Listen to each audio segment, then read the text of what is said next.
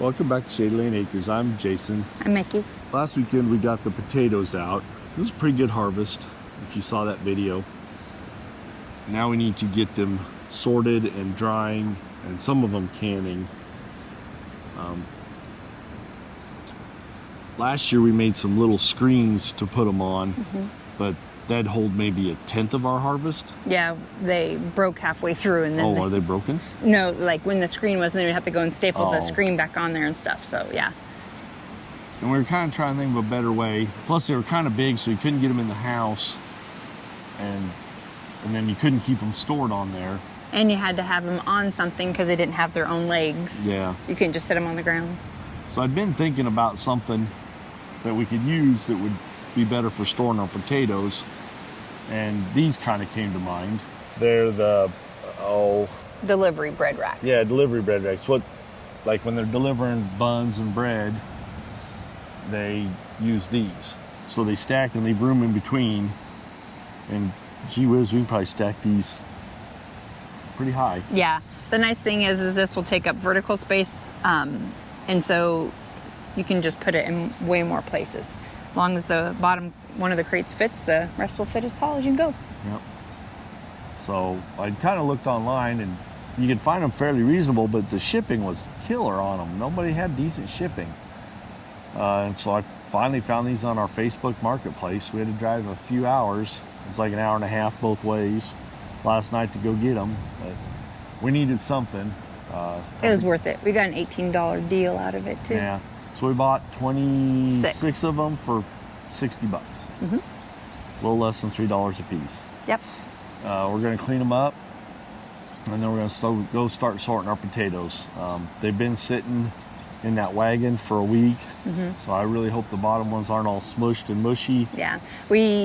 We didn't do a very good job of when we were harvesting them, because this is my fault, because I said to put the ones that we stabbed in there, and then those ones started to rot. And so obviously once a rotten potato starts, then it affects all the ones around it. So I have already thrown away maybe 30. Well, have you thrown that many away? Maybe. Yeah, I didn't think there was that many. Yeah. But so we're going to clean these up, and then we're going to start sorting our potatoes between. We'll keep the bigger ones for Baked potatoes and stuff like that. We want to can a bunch of them. We're going to try and can today, but I don't think we're going to get that far, and the weather's not really cooperating because we have to do it outside. Yeah.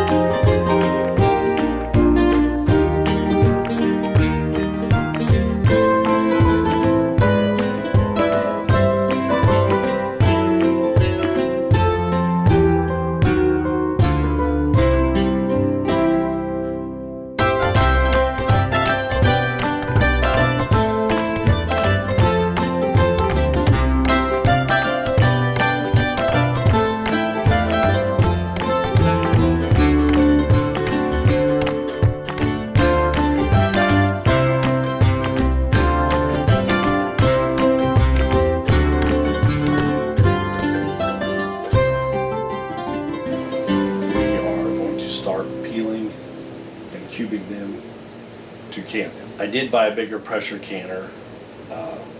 It's the 941. It's supposed to hold 18 or 19 quart jars. The big reason for that was it takes almost an hour of processing time, and then you got your cool down time. And so the other one only held like 8 quarts. I think so. And she wants to do like 50 cans of potatoes or jars of potatoes. I don't think we have that many. I don't think so either. So I didn't really feel like processing 8 at a time. We figured in an 8-hour time period we'd get 24 jars. So I'm like, that ain't happening. But when we get to that point, we'll show you. We got a Camp Chef outdoor burner or whatever thing. So, but yeah, we got to get them Washed, peeled, cut, boiled, boiled, and then put in the jars. Yeah, Add the salt. it's a pretty lengthy process. Here's our bread racks, I guess, all sorted out. These over here, mostly like our eaten ones. There's some reds just for eating, like saving for baked potatoes. And those are the ones we're going to can, I think. And then she's got a tray of little ones just for like when she does roasts that she wants to just throw in there. But I think these are going to work out pretty good. I think I figured there's probably 5 to 6 meals for the 4 of us in each one of these trays. So there's 20 meals between these 4. This one's just zucchini and squash. And then a couple of the reds. Guess it's time to get to work.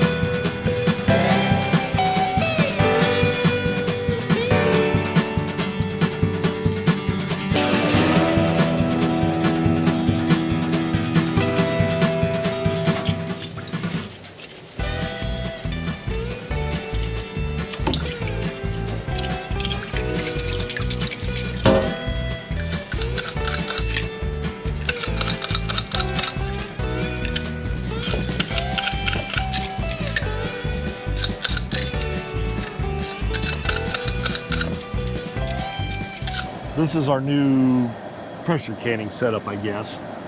We got a new Camp Chef 16-inch 3-burner stove. I went ahead and bought this is a 941 All-American pressure canner. It's supposed to hold up to 19 quart jars and 36 pints, just because it's such a long processing time. This is about our 3rd attempt at canning. I filmed the first attempt and I don't know what, the video was gone.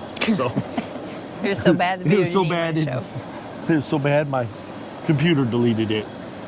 But we have a 921 American pressure canner, all American pressure canner, and a glass top stove. And I guess the glass top stove cycle, and we just had a heck of a time getting it up to pressure, keeping it up to pressure. I mean, we finally did, but it took us 4 hours. Yeah, Like, it was took ridiculous. forever. I mean, well, we actually gave up. Yeah. And then I kind of messed around. We tried again and we got it to work. So that's why we went to this. We cut all the potatoes. We got a big pot full. When we cut them, we put them in cold water with salt. And they haven't turned brown yet.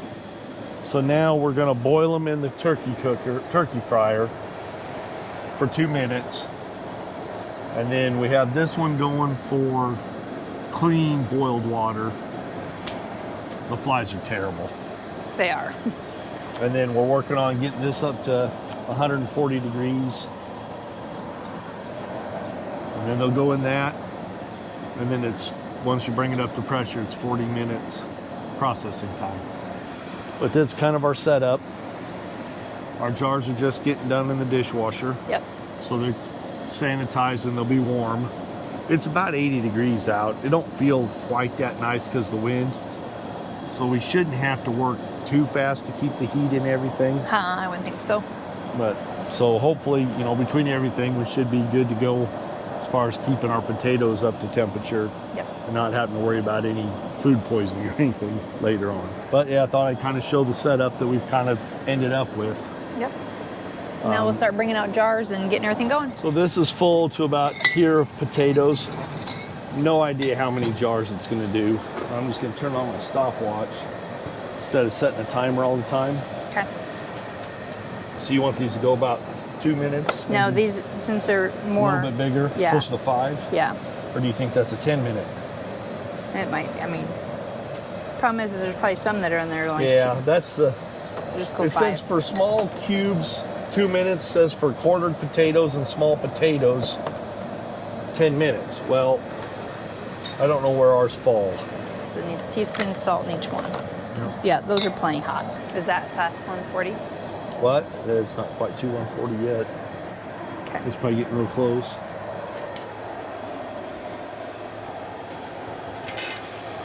Yeah, that's boiling good. So the potatoes are finally boiling again.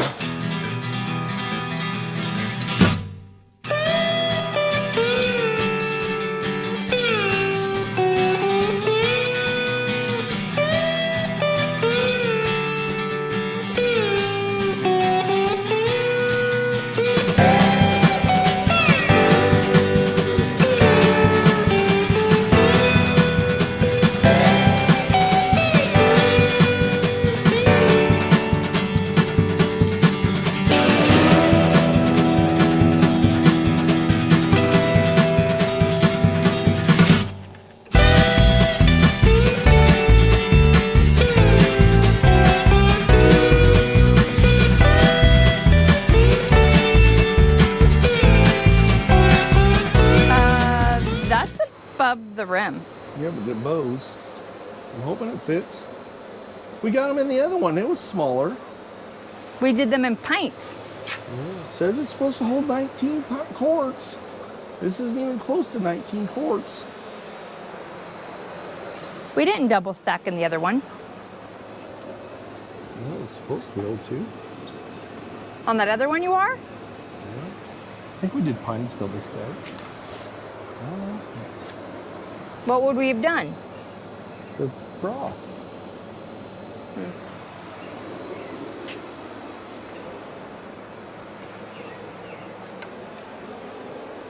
Oh, we better be able to get 13 of them in there. It's not even almost it'll fit.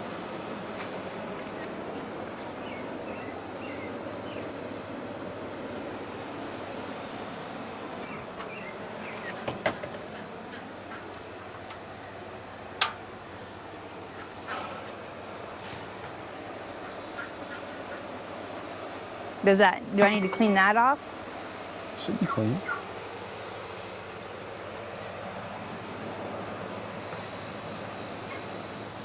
Okay, so now I gotta tighten these down evenly. See, by eyesight, which is vague and unconvincing.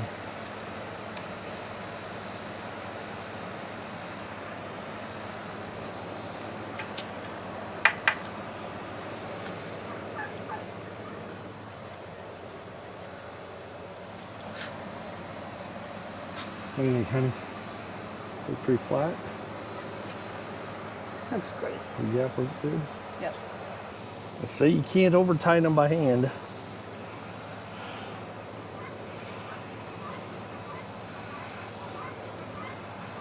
All right. Now we crank her up. You do have to be a little careful, I guess, on these because these burners are a little hot. Those are cooked.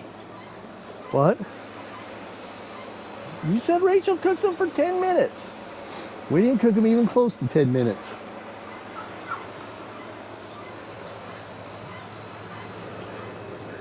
They're not quite all the way done. So now we wait for it to vent Yep. 10 minutes. Yeah. Is this one off? Yeah. You probably can't see it in the video, but we've been waiting for a steady stream of steam out of the vent. and you give it 10 minutes, and then you put your weight on. I'm never really sure what an actual steady stream is. And then you turn down your heat. Oh, we canned some broth this morning. I think I kind of found the setting to put the burner at to keep it where I want it to be. So now we waited for it to come up to pressure. And once this starts jiggling, we start the timer for 40 minutes. We processed it for 45 minutes. 45? 45, well, 40, 45. Okay. At our altitude, it's a 15-pound weight. So after you process it for the allotted time, you just shut the heat off, and then you wait for your pressure gauge, still hot, the pressure gauge to go down to 0. And then when that does, you take the weight off, which is still hot. Oh yeah, it is. Yeah, I just took it off like 3 minutes ago, 3 or 4 minutes ago. And then you wait a couple minutes, and then you can take the lid off and then get your stuff. Stuff. The good stuff.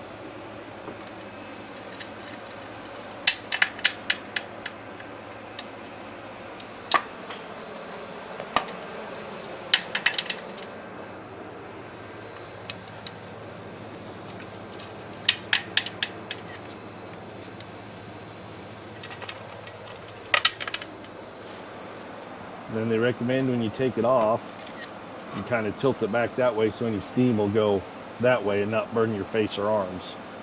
Seems like a solid deal. What? That one. What about it? Looks a little messed up. So there they are. Yeah, that one's. Oh yeah, that lid buckled, which probably means either, I think it means that we probably over tightened the lid. So we're having that for supper tomorrow? Yeah, you have to put it in the fridge. Well, I'm gonna. These are a lot heavier than the last jars. Well, that don't have a bottom. Oh, that one broke. So I wonder why that is.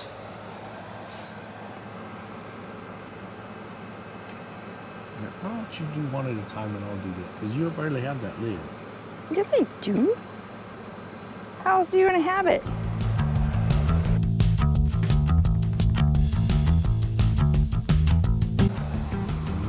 You wanna go get tongs? My glasses are fogging over. What? My glasses are fogging over. Lucky, get out of the way.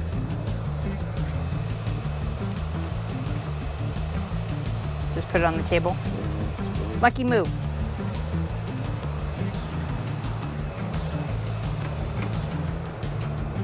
Hopefully that's the only one.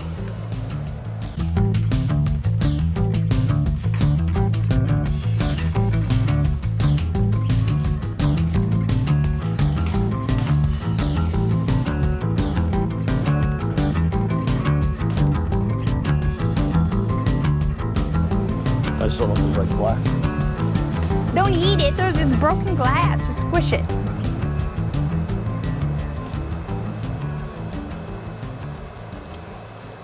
It's like a hotel. With shards of glass in it. Glass probably doesn't have much of a taste. Yeah. Yeah, you're not gonna have to cook them. And it said most of the time all you got to do is just pour them and Reheat 'em. Reheat them. Yeah. That's what I thought too. Yep. I guess I thought that they were that you had to like cook them. Yeah. So. We had one jar break. A couple of them, the liquid is down a little ways.